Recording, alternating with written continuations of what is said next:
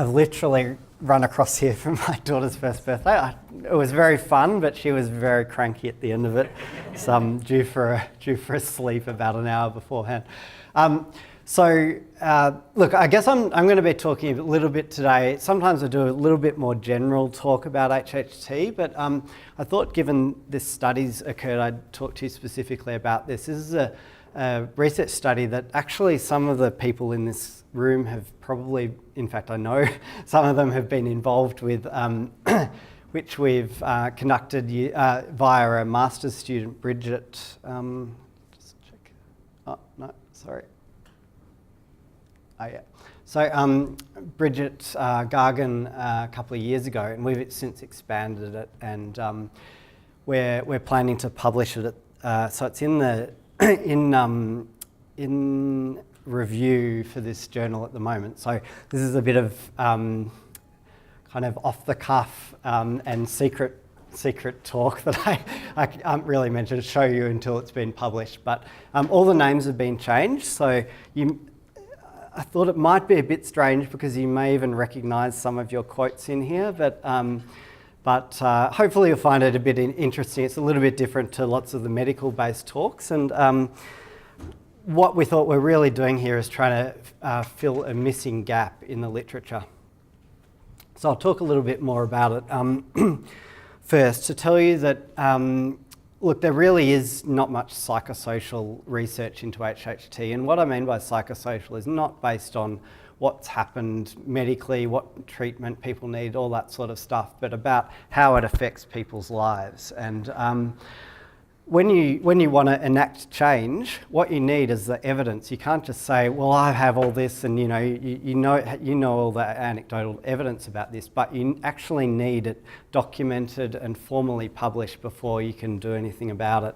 And that's what, the sort of evidence that we're trying to put together is the kind of thing that helps make the changes, and it's always very slow, but this sort of information is pivotal to that. So the aim of the project was to understand the impact of HHT on daily life and what knowledge, interactions and supports could be of benefit to individuals with HHT. So it's really just about those practicalities of living with HHT. I'm going to talk a little bit about the type of research, and hopefully you don't find this too boring, but it's useful to just hear a bit of the background about it. So qualitative research is a kind of research that's not done a lot. Most research is quantitative, which is using numbers. So getting large numbers of people, you find an endpoint and then you're documenting that, and then you get a percentage or whatever else. So qualitative research is much more broad than that. And the good thing about it is you get a lot more rich information. The tricky thing is that it's very difficult to kind of narrow down that information of what people tell you into sort of themes, but that's what the idea of qualitative research is. It's particularly useful in these psychosocial type things, so unmet needs and slightly more abstract concepts that you're never going to be able to get 10,000 people to fill in a questionnaire and get accurate information about what their needs are. You really need to talk to them and have in-depth conversations to do it. So it's very useful for this sort of psychosocial stuff. And the kind of analysis we use is called narrative analysis or inductive narrative analysis. So that's people telling their stories, very little prompting. So, we have a bunch of questions that you ask just to keep the conversation going, but it's really about hearing people's stories, and you hear that in the context of their lives, so how things change over their lifetime, the kind of issues that they'd experienced. So what the idea is, you use all that information, you kind of concatenate it and are able to pull out themes from that, the more important things that people have talked about. So that's what I'm going to tell you about today.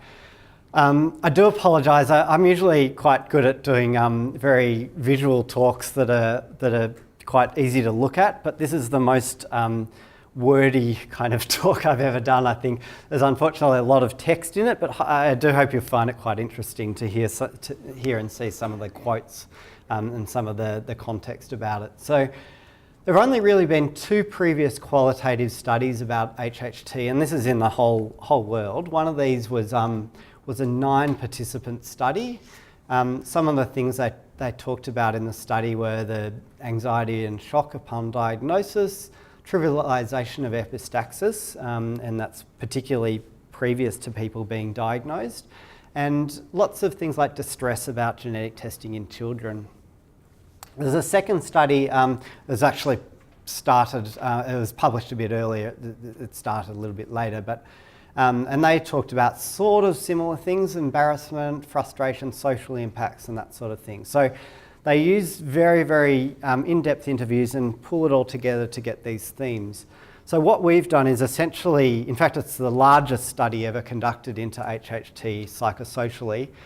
So we've had 20 participants ended up being involved in the study. And so what we did is we got people from the HHT Alliance registry, and we sent out 26 consent forms. Now, we didn't send it to every single person on the registry, and so it was just it was done via the consent process that's part of the registry, and then we had to pick a bunch of people, because when you're doing this sort of thing, you're doing hour-long plus interviews with people. It's very difficult to conduct it with 100 people for starters. And the second thing is you get to a point of what they call sort of saturation, and that's where you're starting to just get the same themes, the same things that people are talking about over and over. And that's a good thing, obviously, to get to a point where you're hearing the same things. You get then obviously a very good understanding of what the issues are. But it's a difficult thing from an analysis point of view. So we had a high consent rate, so 81% of people signed, and then we ended up one of the interviews actually wasn't very good on the audio, so we ended up capturing and analysing 20 interviews. So this is the bunch of people, and you can see here from all over Australia. There's quite a few from Victoria, but also from the other states as well. Quite a spread of demographics, age ranges, male-female ratio, people who had just a clinical diagnosis and those who have got a genetic diagnosis as well. And I'll mention it now because I won't spend too much time on it later, but one of the themes we did identify was, in fact, the lack of the utility of genetics amongst this. So most people, the genetic diagnosis wasn't that important unless there were issues in terms of child rearing and that sort of thing, or childbearing. So it was a lot of information, and you should see that the big long transcripts and the analysis that was conducted. It was a huge amount of work, but what we got out of it is we have sort of pulled all this together into a bunch of main themes, and I'm going to talk about these a bit more, just spending a few minutes on some of the different quotes. So some of the main things that were identified was a really long diagnosis for most people long period of time before they were diagnosed, and sometimes up to the 30 odd years before people were diagnosed, since when their symptoms started. Some of you may relate to this sort of stuff in here. Many struggled to find knowledgeable health professionals. That really came out as a strong theme, or in fact treatment options. And I know that the people in the room are probably still struggling sometimes to find the right people to be treating them. Once people did find doctors that they were really happy with, that really changed it for the better for them. Many people were the first person in the family to be diagnosed, even if they had a family history, and I guess that's partly because of slightly greater understanding amongst the population and the medical population, but also I guess the advent of things like the genetics, where we can actually contribute a little bit more to the whole picture, and that's meant that there's somewhere along the way there's been some specialist who's gone, oh gosh, HHT, that rare condition that I've hardly ever heard of, maybe Google it, look it up, refer them to genetics. And so there's we're now seeing a lot more people come through that are part of families, of course, where there has been a diagnosis made, but a lot of people were the first person diagnosed. The narratives often included this thing where people were considered lucky. They considered themselves lucky, even though there's a bit of a dichotomy because they've had terrible experiences themselves or with their families with HHT. But I guess in the age of being able to jump online and get all the information you could ever want, some people are finding, in fact, some sort of calm or assurance when they've looked at Cure HHT, for example, and heard about some of the incredible stories out there. So, yeah, sometimes though, people of course do talk about this underlying anxiety and uncertainty. So, just wanted to now give you a few themes that have come through, a few specific quotes about this to tie it all up. So, the first one, we've just called this the stigma of visible symptoms, and that's of course about the very unpredictable nature of the symptoms in terms of epistaxis and AVMs and all of that sort of stuff. People talked a lot about troublesome or difficult experiences they've had in just general social situations, going around being part of their daily lives. Work experiences, things like that, and also being stigmatised, and that's been particularly associated with epistaxis. So I'll give you a couple of quotes here, and I'm just going to read these out.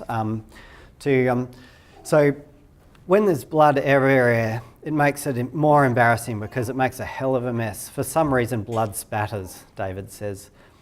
So another person said, the looks you get when you're in the supermarkets and your nose starts bleeding and you pick up a box of tissues and start using it, you get a few strange looks from people. Another quote here, which has disappeared. That's okay. Oh, here we go. This is from Nina. And as I said, these are all changed names. People don't want to be your friend if you're suddenly bleeding everywhere. And by then, that was back in the late 80s and early 90s, so there's still the AIDS panic. Being different, teenagers automatically ostracise anyone that's different. So we had this very clear theme that came through in at least 10 of the interviews where people have had these terrible social experiences. And so it's really important to be, for us and for us to put it out there that this is a really important aspect of people's lives. The second theme that came up that we identified through the study was looking for more control by understanding what the symptoms were and the unpredictability of symptoms. And everyone in this room, I'm sure, will have their different stories or different ways that they manage their symptoms. So people talked about their anxiety with the unpredictable symptoms in HHT, featured in different life stages. So different people through their teenage years had different circumstances, experiences compared to people in their sort of early adulthood years and child rearing years compared to people in the older ages, and they talked about how these were so unpredictable. They just didn't know what was going to happen next, and how they were silently worried about whether, this is all fine for the moment, but is there something going along? And, suddenly this AVM that I've got, it's slowly progressing, and it causes them a lot of angst internally. So that sort of stuff doesn't get expressed very readily. So Valerie has said here, you do worry because you never know what's around the corner. Another one here, Paul has said, at first, after my diagnosis, it didn't bother me much, but afterwards, it worried me a bit. It's like, okay, what have I got? Because I didn't know. I didn't have all the scans straight away, thinking there might be something bleeding in your lungs, and you've got all those thoughts going on. What might happen one day if something pops in there? So I hope you relate to some of these these quotes. So the following on, I guess, and as part of this sort of narrative theme that came through about the stigma of the visible symptoms and the unpredictability of them, was about the coping mechanisms that people use. And quite a few participants talked about very, very specific things that they did to identify and manage those triggers. And so this is just a simple quote here from Kevin. Beer is probably the worst because of the sugar. It's the sugar content that pushes the blood pressure up. And he's just discovered that himself. He's just, over time, he's just worked out that this is a particular trigger for him. Obviously, it's probably not unique, of course, but it's funny the things that can trigger it off though. I'm sitting down and I cross my legs, my ankles are crossed over, and that can set off a nosebleed. And for an outsider, that seems quite a strange thing, you know, if you think about it. But everyone who has HT has, you know, similar things like this that can start, that can be triggers for them. And it's really important to have this stuff made aware, have people made aware of this sort of thing. So, I mentioned this at the start in the summary that there are a lot of people that talked about minimising, and I guess that's pretty natural. And coming from a genetic counsellor perspective, we always think a lot about the way that people cope with bad news, essentially, and bad things going on in their lives. And one of the things that people quite do, understandably, is try and I guess minimise it, or compare themselves to other people and think, look, I know this is bad, but I don't have it as bad as some other people. And that helps. You know, we all know that that's the case. So the rise of, you know, social media and internet and all that sort of stuff is made all this much more, I guess, accessible for people. So Janet said, I've read about people whose noses projectile bleed, and I think, well, you know, I don't have that. Mine stops relatively quickly. I'm not that bad. Barry said, within our family, there's always someone at hospital. I'm one of the good ones, I suppose, so I can go to work every day and not have to worry about the blood noses or stuff like that. But yeah, a lot of those people, they go through hell. And the last one, Gary has said, I can freely talk about my stroke, mainly because of the huge upside to me that talking about it reminds me daily of how lucky I am. And I found that one a really poignant quote. So the final one I'll talk about is self-advocacy. And this is about, I guess, access to doctors who essentially know what they're talking about, and access to the right specialist for treatment and management. So almost universally in the interviews, people talked about having experienced symptoms for many years before actually being able to really get the right medical help or specialist treatment that they needed. And some people are still in that journey, you know, they haven't quite got there yet. People often describe the lack of knowledge about HHT by health professionals, and they often talked about their doctors where they'd actually have to educate their doctors about it. So this led to participants doing their own reading and seeking second opinions, and often they'd go into their GP, and again, something probably a lot of the people in this room are familiar with, but you'd be the one educating your doctors about it. So Zach has said, there's not a lot of doctors out there who understand it, and that part makes it difficult. Sometimes I worry about it. Every time I go in, I say, is it okay if I explain it to you? That's the frustrating part, because it's not a well-known disease and it's trial and error finding things to treat it. Another one here. Every ENT who looked into my nose was like, oh my God. I had one who was like, I've never seen a nose that's so vascular in my life. And he didn't pick up on it either, on HHT that is. Thinking about it, it's like you were screaming out alarm bells and you still didn't pick up on it. That's about a doctor who didn't recognise HHT.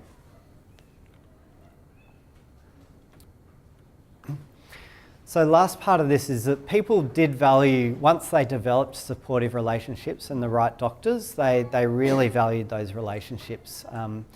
And The other thing that is talked about, I guess, in this same theme is that people really valued the idea of coordinated care, and that's something that we're working very hard to be involved with. But unfortunately, I think in Australia, in Victoria, Melbourne, Victoria, every other state, Australia, we just really don't have the resources to it. We're not as big a country as the US, but we do our best to manage it, and that's about just having that sort of one-stop shop multidisciplinary care. And I think that in these interviews, I think probably about a dozen people mentioned the phrase one-stop shop. So it's obviously something that's out there. So Nina said, I've got my specialist's email address and phone number. So very obliging, very easy. And that's her talking about how once she's found the right doctor who's knowledgeable, really responsive to her needs, it's just like absolute gold to her. Last one, Paul.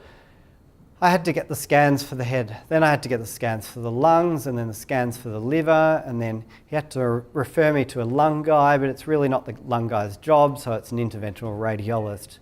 So you've got you've got to go through this whole sequence of stuff, because there's no one that really manages HHT as a doctor. It's all separate parts of the body. And I guess one of the things that genetics has tried to do is be a little bit that missing gap. So we try to do that the best we can in our, I guess, limited supports. But I think we have to acknowledge that it's still not quite what everyone's wanting, which is not just the coordination, but bringing all of those specialists together so that people can perhaps go in, one day or a couple of days a year and see everyone they need and do everything that they need to do. So I put this slide up because this is very, very wordy again, and I presume we'll be able to get the slides. But the idea behind it is that we do find that these findings highlight the real psychological, physical impact of HHT over people's lives, including that social stigma, particularly with the epistaxis. The people with HHT do experience symptoms about, anxiety about further symptoms. Doctors and health professionals can, of course, assist in the sense of coherence in relation to HHT, but by providing information, improved understanding, and also I think doctors, once they know about it and can educate themselves, I think doctors have the right frame of mind once they know about something, that they can quite easily, they're immersed in it, so they can quite easily learn the details of something and then be able to explain it back to someone. That's one of the strengths of finding the particularly right GP. So these findings, I thought it was really relevant to point out they may have relevance for other rare conditions, and there are a lot of other rare conditions out there that have multi-organ involvement. So the ones like HHT, where you have to see sort of different specialists to manage different parts of the care. Excuse me, and the people's individual experiences, and particularly experiences of stigma, have a real impact on their social and mental health. And I think that's probably the most underestimated factor that's never really been documented before in people with HHT, let alone other rare conditions. And people like yourselves who are affected here are going through your lives, going through that every day, and the toll is quite large. And I think it's something that really, unless psychosocial type studies like this are around, is never ever going to get explored and therefore be able to be addressed properly. One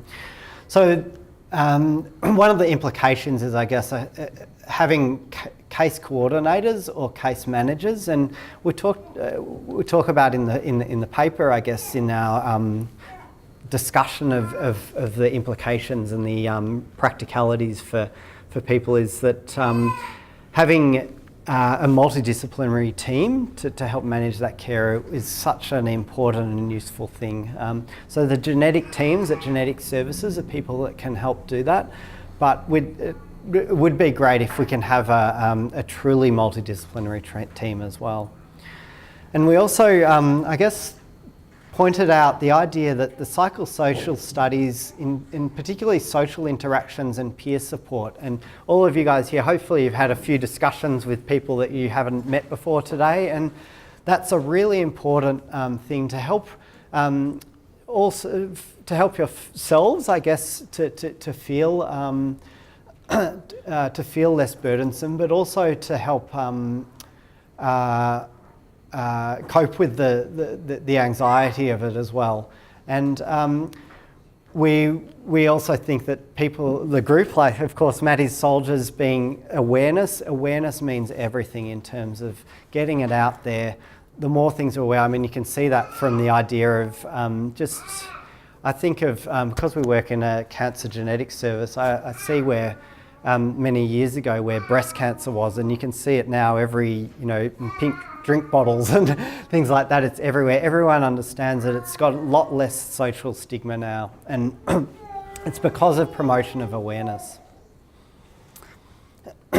And final thing I'll just say, empowering people with HHT to actually be advocates for themselves is a useful thing. I think we found that in the interviews, that the people who were able to be that advocate for themselves, I'm not saying it's an easy thing to do, but that is a really useful tool for your own self-management as well.